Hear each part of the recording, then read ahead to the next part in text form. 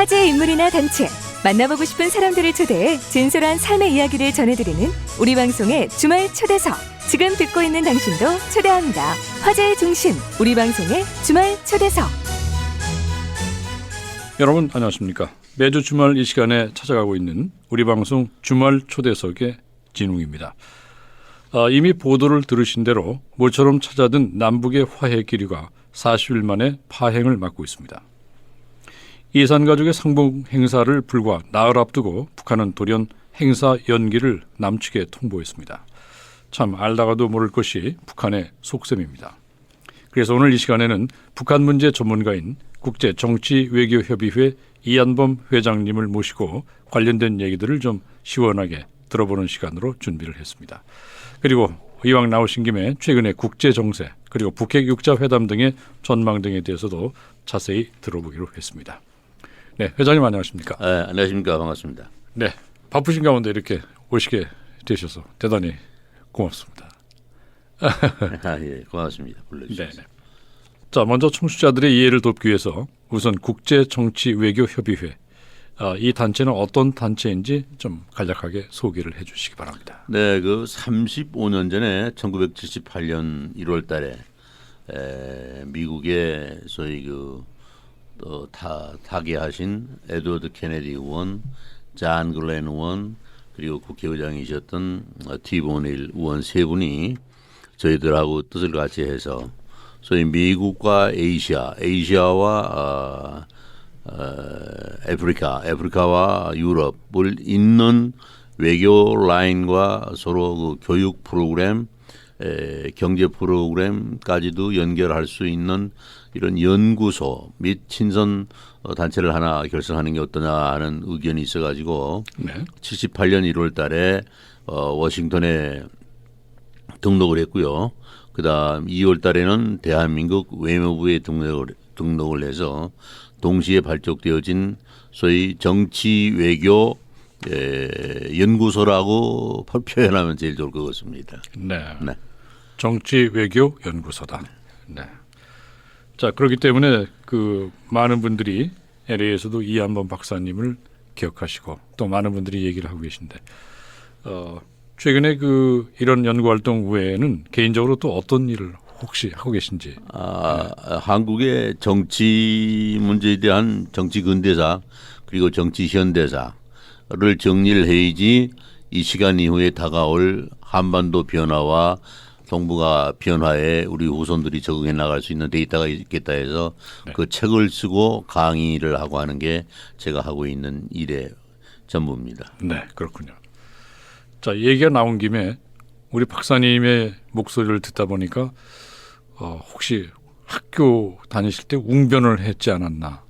목소리가 굉장히 네. 독특하고 카리스마가 네. 지금 넘치거든요. 혹시 그런 방송 활동 같은 걸 하신 적이 있으십니까? 아니요. 방송은 아니고요. 중학교 때부터 선생님들이 웅변을 하라고 그래서 제가 대학 졸업할 때까지 웅변을 했습니다. 네.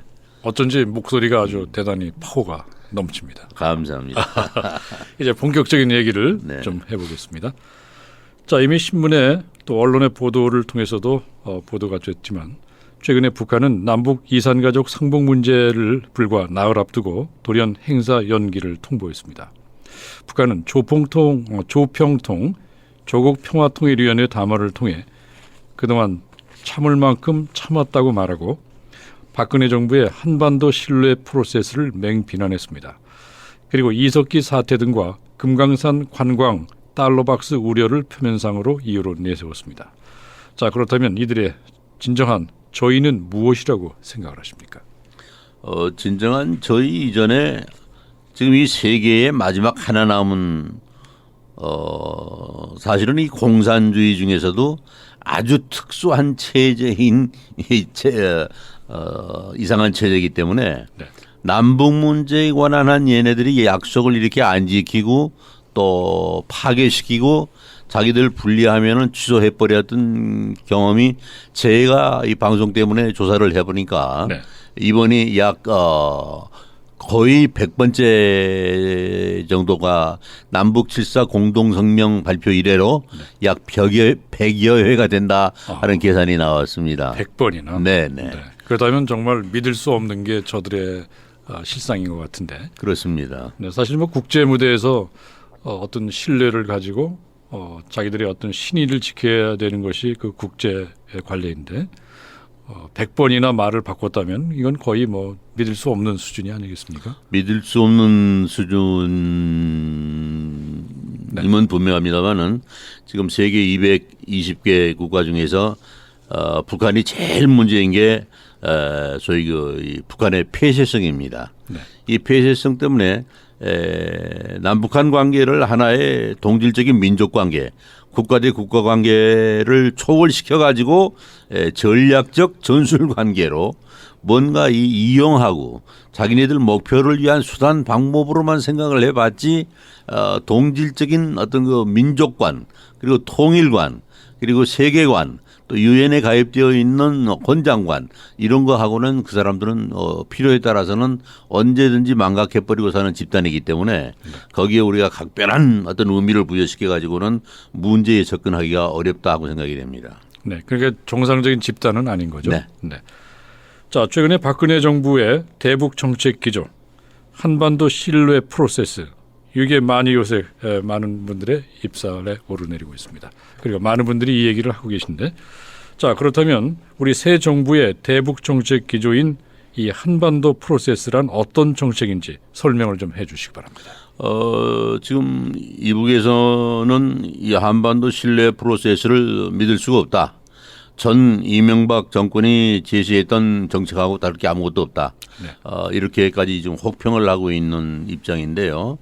한반도 프로세스의 실질적인 정책 목표는 양국 남북한 간의 평화 통일 구축을 위한 3대 전략을 13개의 과제로 나눠 가지고 지역적으로 정치, 경제, 사회, 문화 전반에 걸친 협력 체제를 통한 새로운 평화 구축을 해보자 하고 설정한 게 신뢰 프로세스인데 그 첫째가 안보 문제입니다. 네. 두 번째가 행복한 통일로 가는 새로운 한반도 이걸 내걸었는데 행복한 통일로 가는 새로운 한반도를 어떻게 갈 것인지 이걸 전문으로 연구하고 공부하고 있는 우리들도 이해하기 어려운 말을 지금 박근혜 정부에서는 하고 있는데 이거는 저도 이해를 못합니다. 다음이 이제 신뢰 외교입니다.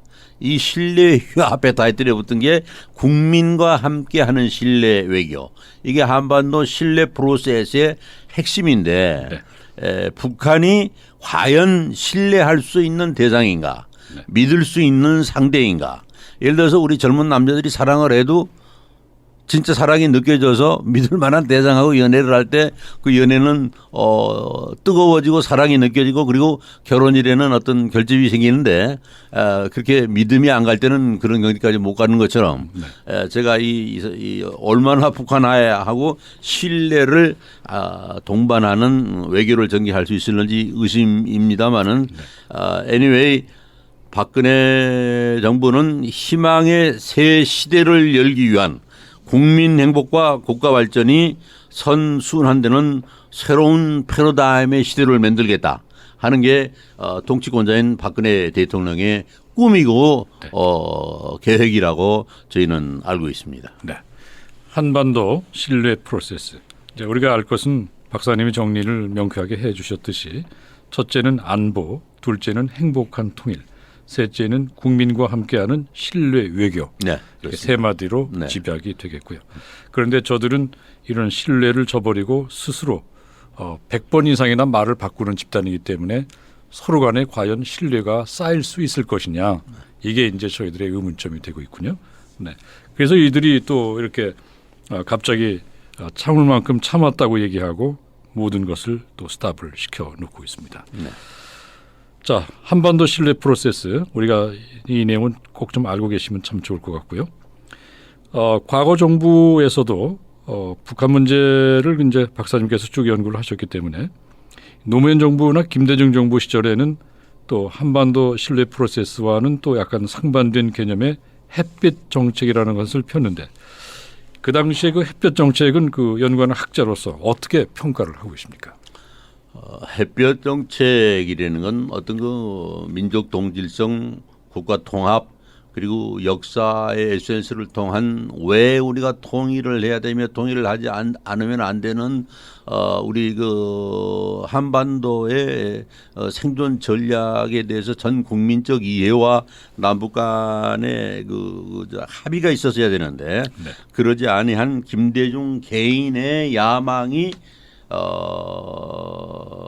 권모술수 비슷한 정책으로 돈만 퍼져가면서 말하자면 구걸하는 그건 햇볕 정책이 아니라 구걸 정책이었지 진짜 국가 대 국가 간으로서의 정상적인 정책이 아니었다. 네. 그렇기 때문에 예를 들어서 2000년 6월 그는 북한에 들어가 김정일이 하고 껴안고 돌아와 가지고 서울에 돌아와서 6월 1일 날 첫 일성이 앞으로 한반도에는 절대로 전쟁이 있을 수도 없고 있었어도 안 되고 없습니다. 그거를 제가 김책일 위원장하고 굳게 약속하고 포옹하고 껴안고 왔기 때문에 동포 여러분 이제 안심하십시오.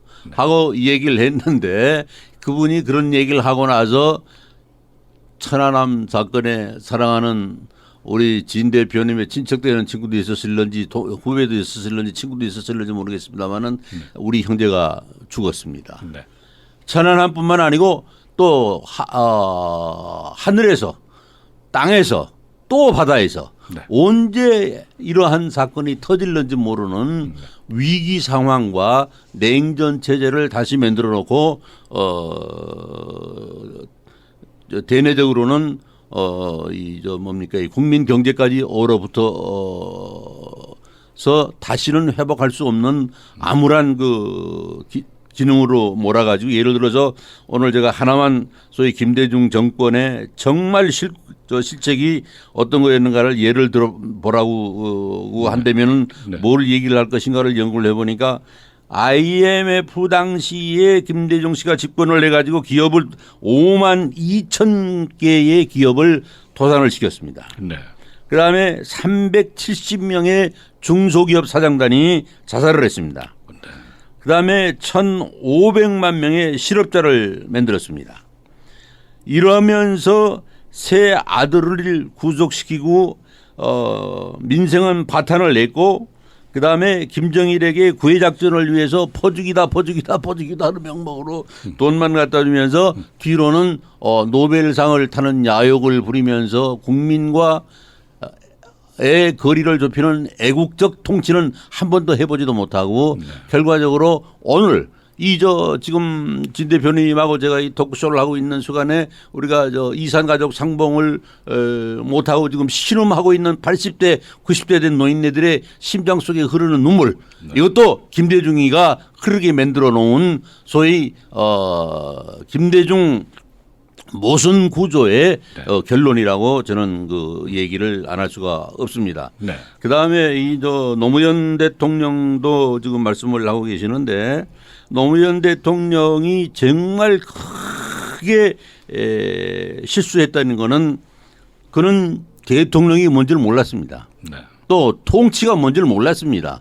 또 자기가 민족과 역사 앞에 어떠한 상황과 위치에 놓여 있는지 그 엄숙하고 무서운 책임감을 몰랐던 것입니다. 그래서 그가 내놓았던 정책이 동북아 평화번영 10대 정책이라는 걸 내놨고 인프라를 정책 핵심으로 채택했던 어리석음을 범했고 그다음에 반도의 민족 통합은 정치적 정책적 목표로 보지 못하고 한반도의 통일 자체를 수단으로 봤기 때문에 어처구니 없는 외교를 통해서 실수만 하다가 이 자살해버린 민족과 조국 앞에 책임지지 못한 대통령이었기 때문에 오늘 진 대표님 양해를 하신다면은 제가 이걸 연구를 늘 하는 사람이기 때문에 이 노 대통령이 죽었던 날 그날 제가 이 노 대통령한테 보낼 길인 죽은 사람한테 어떻게 보내겠습니까? 하는 하도 답답해서 편지를 한 장 써놨었습니다. 네. 그래서 오늘 내가 우리 방송에서 이걸 공개를 해야 되겠다. 공개를 가지고 나왔는데 네. 잠깐이면 되는데 읽어도 되겠습니까? 그러면요. 네. 지금 약간 광고를 좀 보내드릴 시간이거든요. 예. 그러니까 광고 좀 듣고 돌아와서 네. 그 당시에 박사님이 썼던 네. 그 편지 내용을 좀 한번 공개를 해보도록 하겠습니다. 그러시죠. 여러분 궁금하시지만 잠깐만 기다려 주시기 바랍니다. 잠시 뵙겠습니다. 화제의 중심, 우리 방송의 주말 초대석. 네, 다시 돌아왔습니다. 매주 주말 이 시간에 여러분을 찾아가고 있는 우리 방송 주말 초대석 시간입니다. 여러분께 말씀을 드린 대로 국제정치외교협의회 이한범 회장님을 모시고 최근에 북한 사태를 자세하게 들어보고 있습니다. 국제정치외교협의회 이한범 회장을 오늘 모시고 있습니다. 북한 문제 전문가로서 최근에 여러 가지 활발한 연구 업적을 또 남기고 계신 그런 분입니다. 네, 좀 전에 광고 말씀 듣기 전에 우리 박사님께서 직접 노무현 대통령에 보내는 편지를 그 당시 작성했는데 노 전 대통령께서 돌아가셨기 때문에 전해드릴 길이 없었다 말씀하셨고요. 네, 이 시간에 아마 그 편지가 공개되는 것 같은데 다른 언론에나 이미 외부에 그 편지 내용이 공개된 건 없었죠. 처음입니다. 네. 근데 시간이 지났기 때문에 이제 발표해도 되겠다 해서 진 대표님하고 시간에 가지고 나왔습니다. 네, 그 분량이 얼마나 되나요? 뭐 한 1, 2분, 2, 3분. 네네. 그러면 역사적인 그 발표 내용을 좀 해주시기 바랍니다. 네. 노무현 대통령이 이 세상을 떠났던 날, 북한은 제2차 핵 지대지 미사일을 발사해가지고 또 한 번 민족과 세계를 향한 안보 이니셔티브를 행사했습니다. 2007년 10월 2차 남북 정상회담은 햇볕 정책과 조국과 민족을 속인 배신 정치였음을 극명하게 입증시켰습니다. 한국은 핵무기가 하나도 없는데 이 문제를 어찌하면 좋단 말입니까? 노무현 통치 시대는 신기루 정치 시대였으며 외교 정책은 DJ를 답습했을 뿐 애국심과 외교력이 전무하고 무능한 사항으로 일관되었었습니다. 유서에서 고 노무현 대통령은 삶과 죽음이 모두 자연의 한 조각 아니겠는가라고 했죠. 그건 말도 안 되고 잘못된 겁니다. 대통령이었던 공인의 삶은 역동성, 역사성, 책임성이 시대 상황으로 살아 움직이는 생물체적 무한실체이지 자연의 한 조각일 수는 없고 또 조각이어서도 안 됩니다. 애국심 하나로 국가를 반석 위에 올려놓은 터키 케말 파샤는 애국심은 낙후된 사람에게 문명의 눈을 뜨게 해주고 피 끓는 조국의 감정은 모든 생명체의 생명을 불어넣는 원동력이라고 말했습니다. 애국심은 엄마의 젖가슴 같은 것이란 절대 철학이 노무현 대통령에겐 없었기 때문에 죽음이란 마이웨이를 선택한 것입니다. 안타깝지만 이제는 안녕을 고할 시간입니다. 안녕을 고하기 전에 부탁드릴 말씀이 있습니다. 하늘나라에 가거든 세계 각국에서 온 정치인들이 대표 뽑는 선거를 하자고 유혹하려지도 모르겠습니다. 절대로 출마하지 마십시오. 하늘나라에서까지 승부사 정치를 계속하려면 얼마나 피곤하고 불안하겠습니까? 이젠 평안하소서. 다시는 고 노 대통령과 같은 운명을 선택할 수밖에 없는 불행한 대통령이 나오지 않는 조국이 되도록 지하에서나마 최선을 다해 주십시오. 이 최선이 불꽃처럼 열정적으로 살았던 노 전 대통령의 간절한 의무일 것입니다. 슬픈 마음, 아픈 마음, 안타까운 마음을 담아서 고 노무현 전 대통령 영전에 삼가 LA 국제정치외교협회 연구실에서 이 안녕의 메시지를 드립니다. 영면하소서. 이렇게 제가 너무 노무현 5년이 너무 가슴이 아파서 이렇게 정리해 놓은 일까지 있었습니다. 네, 그렇군요. 네.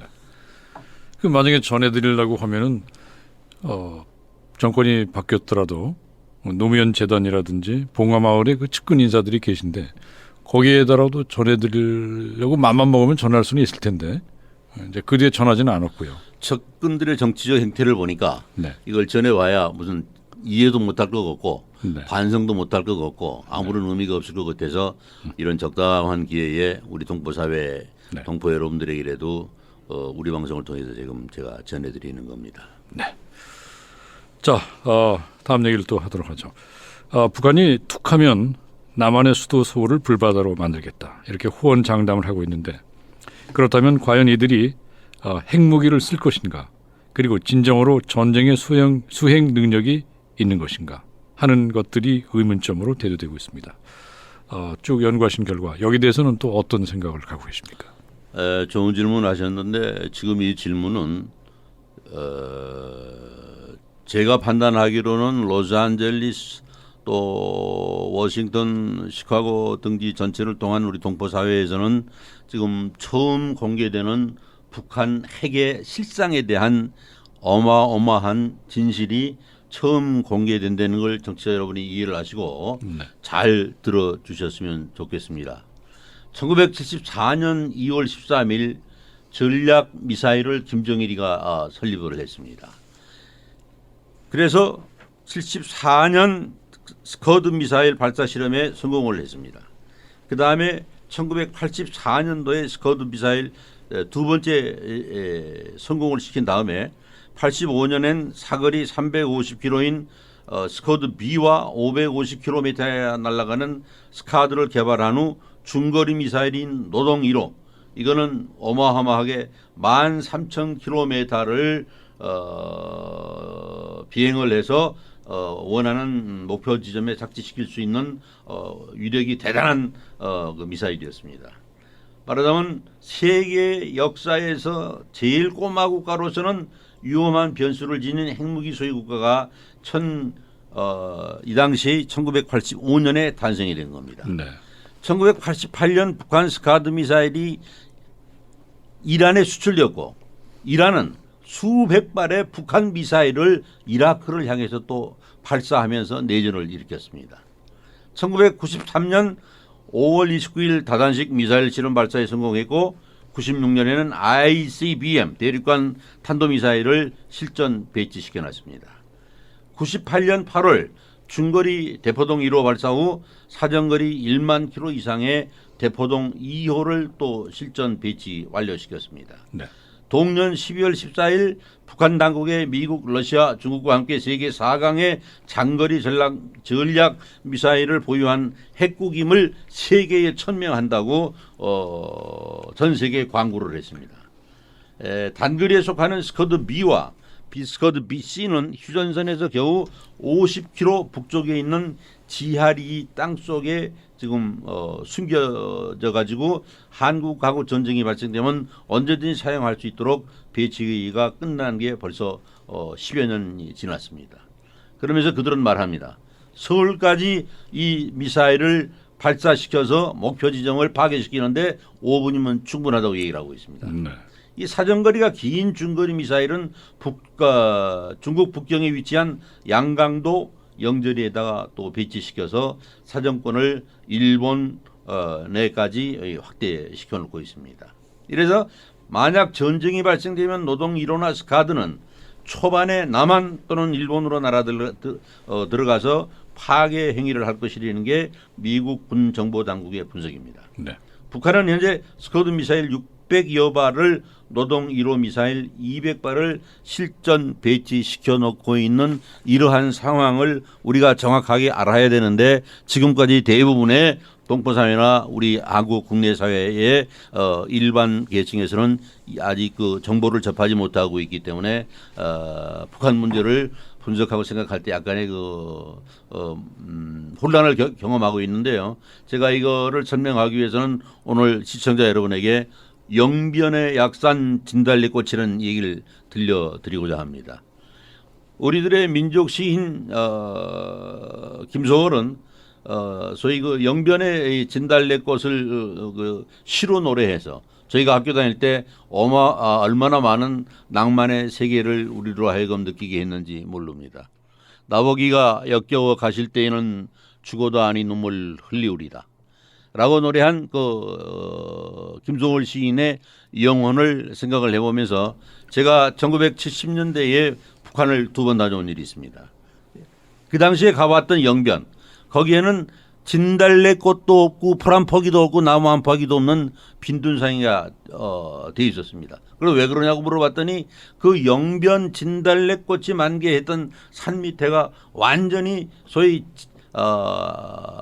플라토늄 재처리 시설을 위한 핵 에너지 생산 공장으로 변해가지고 그것이 생산 공장으로 변질되어 있었습니다. 네. 거기에는 방사능 화학 연구소가 들어가니 직접 지휘하는 101, 103, 303, 206으로 명명된 연구소들은 핵무기 화학병기 개발을 담당하는 분광지구의 주요 핵심 지역이었습니다. 그다음에 그 옆에 있던 함흥분원연구소는 생물화학 병기, 세균병기 개발센터이며 영변의 175, 66 사업소로 명칭이 바뀌어서 연구단지는 평양대학교 과학연구센터 소속 핵실험 물리학 연구소와 직결된 특수연구시설을 완료해놓고 그들은 벌써 10여 년 전서부터 이 플라토늄 재처리 시설에 성공을 했던 것입니다. 네. 이러기 때문에 북한은 현재 85년 당시에 사거리 340km 스카트, 노동 1호 중거리 미사일, 노동 2호를 개발했고 북은 현재 600발의 스카드 미사일, 노동 1호 미사일 200여 발을 실전 배치시켜 놓고서 언제든지 전쟁에 임할 수 있는 기회를 기다리고 있는 이러한 엄청난 핵의 홍수를 이루고 있는 나라라는 걸 오늘 이 방송을 통해서 애청자 여러분들에게 정확하게 제가 보고 말씀을 드립니다. 만약 이 제가 드리는 말씀에 믿을 수가 없다, 허위 정보 아니겠느냐 하고 의심이 가시는 분은 우리 방송 대표이신 진웅 사장님에게 연락을 주시면 제가 이 정보 출처, 미 국무성이 발표한 컴퓨터 넘버 다 드릴 테니까 들어가서 확인하시기 바랍니다. 네. 그러니까 박사님의 말씀은 분명히 북한이 핵을 갖고 있다. 그렇습니다. 네, 결론적으로 핵무기를 갖고 있다는 그 얘기가 되겠고, 또 노무현 정부는 김대중 정부 시절에 햇빛 정책을 통해서 많은 자금들이 북한으로 건너갔는데 또 유추 해석을 해본다면 이 자금들이 사실 핵무기 개발에도 다소 전용이 된 거 아니냐, 된 게 아니냐, 뭐 이런 얘기까지도 이제 얘기가 되겠는데요. 그렇게 말씀하실 수가 있는데 물론 그렇게 됐을 겁니다. 그런데 이미 그들은 시리아, 이란, 리비아, 파키스탄 등지에다가 인도네시아까지 단거리 미사일 200km, 사정거리 200km, 사정거리 300km 등을 팔아서 엄청난 자금으로 확보를 했고 네. 또 부품 장사까지 하고 있기 때문에 거기에 이제 김대중 노무현이 더 큰 에너지를 보탰다고 보면 틀림없습니다. 네.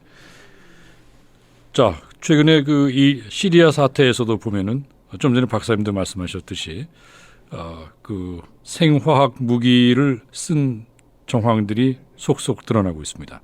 그런데 북한이 핵무기 외에도 이런 생화학 무기를 상당히 보유하고 있고 실제로 이런 지역에 수출을 했다는 그런 증거들도 나오고 있는데 여기에 대한 자료는 어떤 게 또 있습니까?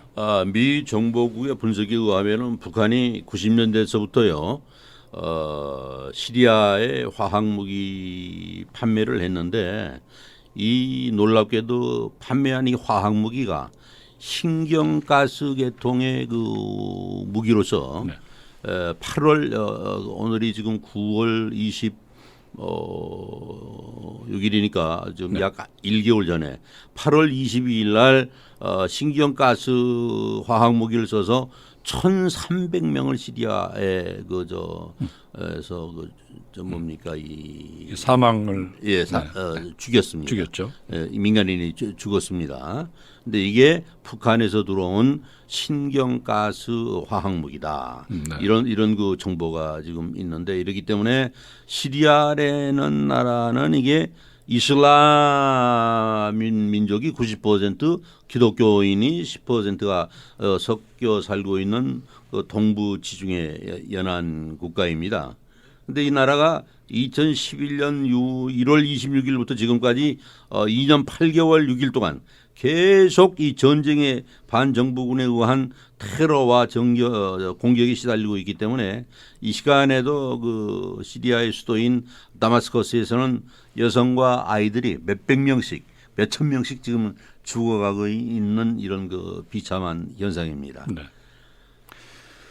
그러니까 그 본인들이 갖고 있는 거 외에도 이런 무기나 그 가스를 수출까지 하고 네. 그래서 이게 전반적으로 그 중동 지역의 평화도 해치게 되고 또 세계 평화를 위협하는 그런 장본인이 또 북한이다. 뭐 이런 얘기도 될 수 있는 거 아니겠습니까? 그럼 오르신 지적입니다. 저도 지금 그렇게 보고 있거든요. 네. 지금 북한은 어떤 의미에서 시리아의 전쟁이 확대되기를 기다리고 있을 겁니다. 팔아먹어야 되니까. 전쟁 네. 무기를 팔아먹을 수가 네. 있으니까. 네. 네, 그렇다고 보면 북한이 이렇게 전쟁에 광분하고 있는데 정작 우리 남한, 우리 한국의 분위기는 또 일부 북한이 설마 전쟁을 일으키겠느냐. 또 저들보다는 우리 장비나 우리 그런 그 군 병력이 더 훨씬 더 우수하고 또 전쟁이 나도 우리가 며칠 만에 이긴다. 뭐 이렇게 얘기하는 분들도 사실 많이 있긴 합니다. 여기에 대해서는 어떤 생각을 갖고 계십니까? 그것이 우리 민족 정통성과 국가 체제를 유지하는 데 있어서 제일 무서운 파괴 요인이라고 저는 보고 있습니다. 절대 그건 그게 아니고 현재 그들이 가지고 있는 핵미사일 그다음에 전쟁 물자 이걸로는 우리 남한과 북한이 전쟁을 하기엔 굉장히 어려운 상태입니다. 단 전쟁이 벌어졌을 때 미국이 개입을 해서 핵 우산 속에서 한반도 남한을 지키는 거 이거밖에는 길이 없는데 이러한 전략과 작전이 현실화되면은 중국은 가만히 있고 소련은 가만히 있겠습니까? 네. 세계의 위기가 바로 눈앞에 터질 수 있는 2차 대전 이후에 최대의 비극적 상황이 벌어질 가능성이 있기 때문에 네. 우리가 어떻게 하든지 이북을 껴안든지 설득을 하든지 아니면 그들을 뛰어넘을 수 있는 이 준비 없이는 민족 생존에 안심할 단계가 아니다. 저는 그렇게 보고 있습니다. 네. 자, 다시 잠시 광고를 듣고요. 돌아와서 다음 얘기를 하도록 하겠습니다. 잠시 후에 뵙겠습니다. 화제의 중심, 우리 방송의 주말 초대석. 네, 다시 돌아왔습니다. 여러분께서는 우리 방송 주말 초대석과 함께하고 계십니다. 네, 모처럼 찾아든 남북의 화해 기류가 40일 만에 파행을 맞고 있습니다. 이산 가족의 상봉 행사를 불과 나흘 앞두고 북한은 돌연 행사 연기를 남측에 통보했습니다. 자, 이런 시점에서 우리가 북한을 좀 더 자세하게 좀 알아야 되겠다. 북한의 속셈도 알아야 되겠고 최근에 국제 무대에서 나오고 있는 여러 가지 관련된 뉴스를 우리가 좀 알아야 되겠다. 그래서 오늘은 북한 문제 전문가이자 국제정치외교협회의 이한범 회장님을 모시고 최근에 북한 사태와 함께 관련된 얘기들을 쭉 듣고 있습니다. 박사님 어떻습니까? 예전에도 뭐 안보 교육이다. 또 뭐 이런 어떤 북한의 그런 내용을 알기 위한 그런 세미나라든지 행사 같은 거를 저희들이 한국에 있을 때도 많이 했었습니다만은, 네. 결국은 북한을 알아야지 우리가 대처를 하는 게 아니겠습니까? 네. 그래서 이런 시간은 참 중요하다는 그런 생각도 들고요. 그래서 박사님이 좀 가끔 이렇게 출연을 하셔서 이 돌아가는 국제 정세라든지 북한 문제라든지 이런 것들을 좀 가끔씩 이렇게 얘기를 해주면 참 좋겠다 이런 생각도 드는군요. 그러시죠. 네. 그런데 제일 중요한 거는 제가 가끔 뉴욕, 시카고 등지에 우리 교포단체에서 강연해달라고 그래서 갔다 오는 경우가 있는데요. 문제는 꼭 안보 강연을 하고 나면은 강사님 왜 남한에서 오신 강사님은 북한이 남한을 침략했다고만 말씀을 하십니까? 네. 우리들은 북한이 남한이 북한을 침략했다고 얘기를 듣고 있습니다. 도대체 어떤 말이 맞는 겁니까? 네. 왜 이렇습니까? 하는 질문을 받을 때 전 정말 울고 싶고 통곡이라도 하고 싶을 만큼 가슴이 아프고 답답하고 이런 불행한 민족이 세계에 어디 있겠는가 하는 그 통탄을 금할 길이 없었습니다. 그러니까 박사님 말씀은 분명히 북침이었는데 네. 바로 그 이데올로기의 어떤 그 혼돈 속에서 방황하는 사람들이 많다. 네. 그리고 실제로 그 역사를 잘못 인식하고 있는 분들이 많아서 그렇게 그 역사 현실을 잘못 알고 있다. 이제 이런 말씀인데. 그렇습니다. 그래서 진 대표님 말씀대로 혼돈의 늪에 빠져 있는 우리 동포 사회와 애청자 여러분에게 오늘은 제가 분명하게 말씀을 드리겠습니다. 이거는 북한이 남한을 침략했다, 남한이 북한을 침략했다가 문제가 아니라 네. 이 전쟁은 공산주의가 민주주의를 침략했고 공산주의가 전 세계를 공산화시키기 위해서 한반도를 빌미로 해가지고 일본을 이시해서 전 남미, 전 미국까지도 침략을 해서 공산화시키기 위한 전략 때문에 생겼던 전쟁이지 우리가 원해서 우리가 또 북한이 무슨 능력이 있어서 했던 전쟁은 아닙니다. 그 증거를 제가 분명하게 여러분에게 말씀을 드릴 테니까 오늘 하시던 일 손 놓으시고 이 방송을 좀 귀 기울여 들어주셨으면 좋겠습니다. 1994년 6월 2일 날 대한민국 당시의 대통령이었던 김영삼 씨가 보리스 옐친 소련 대통령의 초청을 받아서 크레므린에 갔는데 크레므린에 갔을 때 옐친 대통령이 김영삼 대통령에게 검은 상자를 하나 선물을 했습니다. 근데 그 선물 내용이 뭐냐? 그러면은 그 상자 안에 1949년 1월서부터 6.25가 1950년 6월 25일 날 터졌으니까 이 전쟁이 끝난 게 53년 8월까지 320개 종류의 소련 외무부하고 북한 외무성하고 소련 공산당 중앙위원회하고 북한 노동당하고 사이에 왔다 갔다 했던 소위 그 외교 전문을 담아놓은 상자를 옐친이 노태우 대통령 때 빌렸었던 30억을 못 갖고 그 돈을 받으러 간 김영삼에게 미안하니까 죄송스러우니까 준다는 선물이 그걸 줘가지고 우리가 그걸 열어보니까 그 안에는 네. 50년 5월 4일에 국제정세 변화에 따라서 통일에 착수하겠다는 조선민주주의인민공화국의 김일성의 제청을 받아들여서 스탈린이 이 전쟁을 승인하기 위해서 모든 물자를 다 보내겠습니다 하는 전문이 들어 있었습니다. 네. 그리고 또 그 마오쩌둥이 중국 수상에게 스탈린이 북한으로 하여금 남한을 치게 할 테니까 중국도 같이 참여해서 도와달라. 그래서 하고 요청하는 공문이 나왔습니다. 네. 모택동이 또 거기 오케이 우리도 같이 침략을 하겠다는 답신까지 다 있었습니다. 네.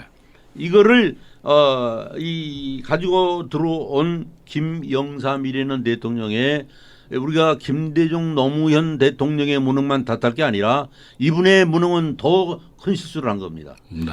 이거를 공개를 해서 전 세계 220개 국가 기자단을 부르고 또 홍보 전략을 펴서 소련이 이렇게 우리 한반도를 침략을 했고 중국이 동조를 했고 네. 김일성이 요청을 해서 공산주의가 민주주의 국가들을 침략하기 위한 전략으로서 우리 한반도를 남한을 남침했다. 이렇게 공격 남침을 한 것하고 전 세계에 알려야 되는데. 알려서 공표를 해야 되는데 이걸 못 해가지고서 안 했습니다. 네. 근데 그 김영삼 대통령은 그걸 왜 발표를 안 했습니까? 무능하고 외교를 몰랐고 네. 이 심각성을 몰랐기 때문에 알면서도 그걸 할 수 있는 통치권자로서의 능력이 없었기 만약에 때문에 그게 밝혀질 그런 경우에 실수를 그 미칠 어떤 세계적인 어떤 그런 파장 뭐 이런 것도 염두에 두어서 발표를 안 한 거 아닌가요? 그래서 모든 이니셔티브가 우리에게 오지 다른 데로 가지를 않습니다. 네. 지금 저는 정말 가슴을 치고 싶고 몸부림을 치고 싶은 만큼 고통스러운 게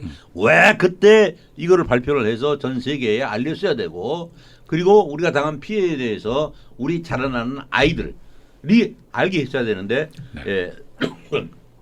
이걸 안 했는가 하는 거에 대해서 네. 지금도 너무너무 괴롭고 네. 가슴이 아픈 이런 입장입니다. 네. 그래서 역사는 중요한 거고 사료가 중요한 거죠. 네. 그렇죠. 자, 어쨌든 그 6.25 전쟁은 남침 전쟁이었고 북침이었다라고 얘기하는 사람들은 이제 숫자는 많이 줄고 있는 것 같습니다. 그런데 어쨌든 혼돈의 이데올로기 속에서 방황하는 젊은이들이 많은 것은 우리 한국의 또 비극 중에 비극이라고 할 수도 있겠습니다. 자, 그래서 우리가 현재 이 사태의 정확성을 분명히 좀 깨닫고 그 역사의 진실도 좀 이렇게 캠페인이나 교육을 통해서 좀 젊은이들에게도 알리는 그런 기회들이 좀 더 많아졌으면 좋겠다 하는 이런 생각도 좀 해보고요. 많아졌으면 좋겠고 그건 아주 시급한 현안입니다. 네. 자, 그리고 한반도 통일 문제는 그 북핵 문제와 함께 같이 맞물려서 그렇게 간단한 문제는 아닙니다. 주변 강대국들의 이해관계도 얽히고 설켜 있고 또 일본까지 최근에는 헌법을 고쳐서라도 군대를 보강하고 무장을 하겠다고 연일 발표를 하고 있습니다. 또 중국과 일본의 관계가 긴장 관계를 유지하고 있고 또 한국이 여기에 끼어들어 있습니다. 그래서 한반도를 둘러싸고 있는 미국과 러시아, 중국, 일본 등 주변 강대국들의 움직임을 우리가 주시할 필요가 있습니다. 이와 함께 북핵 6자 회담의 그 향방, 귀추도 주목이 되고 있는데 이 중요한 북핵 6자 회담은 요즘 어떤 식으로 흘러가고 있습니까? 문제는 이북이 북한 아이들의 전술과 전략에 끌려가고 있다 하고 한마디로 말씀을 드릴 수가 있습니다. 네. 문제는 1994년 10월 달에 10월 21일 날 미국이 제네바로 북한 아이들을 불렀습니다. 불러가지고서 북핵 타결을 위한 합의문에 서명을 하라고 그래가지고 서명을 시켰습니다. 네. 북핵을 타결을 하면은 너희들에게 필요한 모든 지원을 다 하겠다. 그래서 당시에 미국, 북한 합의가 이루어졌었고 거기에 빌 클린턴 대통령이 주도하는 협약문까지 전달이 됐었습니다. 그런데 불행히도 경수로를 위시해서 약속했던 그 약속들이 이루어지지 않음으로써 그 다음에 이제 북한이 독자적인 노선을 가게 된 게 소위 이 핵으로 지금 삐뚤어져 가버렸는데 만약 그 당시에 이 클린턴 대통령이 이 외교에 성공을 했더라면은 독일의 비스마르크를 뛰어넘는 참 위대한 어떤 그 업적을 남겼을 텐데 지금 생각해도 참 아쉽습니다. 그때 쏘았던 그 외교적 그 이미지들 이것 때문에 북한은 지금도 6자 회담이고 8자 회담이고 다 필요 없고 미국하고 자기들하고 당당하게 단독으로 붙자. 북미 회담. 그렇죠. 네. 북미 회담을 주장하고 있는 겁니다. 네. 이래서 이렇게 좀 여러 가지가 꼬이고 이루어지지 않고 있는 그런 문제입니다. 미국은 북미 회담을 하지 않겠다는 게 기본 원칙이 아니겠습니까? 미국은 북미 회담을 하지 않겠다는 게 원칙이 아니고 한반도 서울의 입장을 충분히 고려해서 함께 하자는 얘기죠. 네. 근데 북한은 또 남한이 끼는 거를 원치는 않고 있고. 원치는 않죠. 그러니까 이게 해법이 간다는 건 아니죠. 거기에 등장되는 게 소위 핵입니다. 핵. 예. 우리도 핵을 가졌고 너희도 핵을 가졌고 우리도 세계 4대 핵강국이라고 이북은 지금 큰 소리를 치고 있거든요. 미국이 제1번, 2번이 소련, 중국이 3번, 4번이 북한이 핵강국이다. 네. 그러니 왜 강대국끼리 직접 대화를 하지 남을 끼려고 그러냐. 이런 억지를 쓰고 있는 거죠. 네. 그러니까 결론은 안 나고 시간만 계속 가는 그렇습니다. 거고. 네. 그리고 이제 어떻게 보면은 뭐 전쟁 억지력으로 일단 전쟁은 일어나지 않아야 되니까. 물론이죠. 계속 일단 북핵 6자 회담으로 시간을 좀 더 끌자. 뭐 이런 얘기도. 북한도 절대로 전쟁을 원치 않습니다. 그런데 진 대표님 분명히 아셔야 될 거는 북한의 외교 전술은 게릴라 전법 비슷하게 아주 고도의 능력과 기술이 있다는 걸 우리가 잊어서는 안 됩니다. 네. 5.16 혁명을 했던 박정희 씨가 통치를 했을 당시에 이북이 이남보다 외교 관계를 맺고 있던 국가가 34개국이 더 많았던 사실을 우리는 잊어버리면 안 됩니다. 네. 네. 잘 모르고 있는 내용 아닙니까? 네. 그때 동굴화파를 유지해서 아프리카까지 전 세계의 외교 관계를 일본은 장악을 하고 있었습니다. 이북은 일본이 아니고. 그런데 우리나라는 86개 국가에 불과했는데 이북 아이들은 벌써 그때 18개인가 28개인가 하는 경지로까지 외교력을 넓히고 있었기 때문에 네. 외교에 관한 한 그들의 전략과 전술은 대단한 수준에 가 있다고 네. 일단 인정하고 봐야 됩니다. 네. 인정한다고 보면은 저들의 외교 전술은 우리보다 몇 수 위다. 그렇습니다. 네.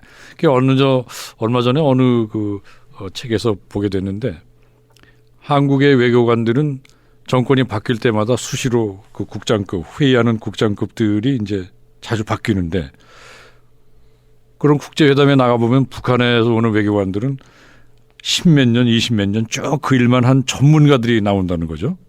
그러니까 그 전문가들하고 우리가 붙어서 우리는 경험도 모자라고 어떤 뭐 그런 어떤 경험에서 경험에서 오는 그런 어떤 그 부족함 이런 것 때문에 게임이 안 된다. 뭐 이런 얘기도 얼핏 보기도 했었습니다. 옳은 얘기입니다. 게임이 안 될 뿐만 아니라 그들이 가지고 있는 국가 간 그들이 가지고 있는 그들의 조국인 북한에 대한 충성도 이거는 우리 남한 공무원들이 따라갈 수가 없습니다. 네. 그러니까 우리도 그런 전문 외교관들을 양성해서 그렇습니다. 그런 국제 무대에서 저들하고 이렇게 부딪혔을 때 어떤 전문적인 식견과 경험으로 저들하고 이렇게 이론적으로 같이 맞대응할 수 있는 그런 이제 전문적인 그런 그 회담 전문가도 필요한 거죠. 옳으신 말씀입니다. 전문적인 회담 전문가가 아니고 네. 전 외교관을 그런 전문가 수준으로 끌어올려서 네. 그들의 대우도 충분히 더 해주고 네. 완전히 외교관 한 사람이 대한민국이 대표하는 를 대표하는데 아무런 손색이 없는 상황으로 몰고 가야 되는데 네. 저희 나라는 이 인사 정책에서부터 좀 문제가 굉장히 많다고 저는 보고 있습니다. 네. 자, 최근에 뜨거운 감자 중에 하나가 개성공단 재개 문제입니다. 현재 이거는 어떻게 진행이 되고 있습니까? 개성공단 문제는 지금 금강산 관광을 통해서 조평통이 벌어들일 수 있다고 생각하고 있는 돈이 연간 4천만 불입니다. 네. 4천만 불로 가기 위한 그 길목으로서 개성공단을 오픈해 놓지 않으면은 세계의 여론과 이목에 자기네들의 이니셔티브가 죽기 때문에 개성공단을 살려놓고 금강산을 통해서 4천만 불 수준의 그 외화를 6천만 불 수준으로 끌어올리는 전략들을 지금 수립을 하고 있기 때문에 개성공단은 지금 계속 지속될 걸로 저는 보고 있습니다. 네. 자, 시간이 이제 거의 다 됐는데요. 원래 준비한 내용들이 굉장히 많습니다. 그런데 다 질문을 못 드리고 이제 시간을 마무리해야 될 것 같은데 다음 기회에 또 시간을 내서 좀 다른 얘기들을 좀 할 수 있었으면 좋겠고 마지막으로 이 시간을 정리하면서 혹시 우리 미주 교민 사회에 우리 북한 문제 전문가로서 하고 싶은 얘기가 평상시에 있었다면 어떤 얘기를 마지막으로 들려주고 싶습니까? 우리 교포 사회는 똑똑한 사람들이 너무 많아가지고요. 말 한마디 잘못하면은 이건 아주 핵무기처럼 무거운 반응, 뜨거운 반응들이 오기 때문에 말씀드리기가 무척 조심스러운데 이제는 미국이 뭐다, 우리가 어떻게 살아야 된다, 왜 태평양을 건너서 이민을 우리가 왔는가 하는 문제에 대한 각성이 지금쯤은 정리가 된 시기이기 때문에 이스라엘 사람들처럼 조국 문제에 대해서, 민족 문제에 대해서, 통일 문제에 대해서 보다 적극적이고 뜨거운 관심과 열정을 뿌릴 수 있는 교포사회로 발전이 됐으면 좋겠다 하는 게 제 생각인데, 그럼 뭐를 어떻게 뜨거운 관심을 가지려는 얘기냐. 앞으로 한반도 통일을 이룩해내기 위해서는 우리가 가르친 아이들, 우리가 배운 지식을 가지고 조국 통일에 그 리더십을 발휘할 수 있는 교포들이 모두 되어줘야 되지 않겠는가. 네. 내 조국이기 때문에 내가 그걸 해야 되지 않겠는가 하는 그런 각성, 그러한 의지, 그러한 야망, 이러한 의지들이 보다 높게 성숙되는 우리 이 교민사회가 됐으면 좋겠다 하는 게 제 바람입니다. 네. 자, 오늘 말씀 대단히 감사드리고요. 이제 또 다음 기회에 좀 더 재미있고 좀 더 유익한 얘기들을 좀 더 나눠봤으면 좋겠다는 생각을 해봅니다. 자, 최근에 북한이 이산가족 상봉 행사를 불과 나흘 앞두고 돌연 행사 연기를 알려왔습니다. 그래서 이 시간에는 북한 문제 전문가인 국제 정치 외교협회 이한범 회장님을 모시고 최근에 북한 정세와 함께 관련된 뉴스들을 자세하게 좀 더 알아봤습니다. 자, 오늘 주말 초대석은 여기서 일단 마치고요. 다음 주 시간에 다시 뵙겠습니다. 박사님 오늘 감사합니다. 고맙습니다. 수고하셨습니다.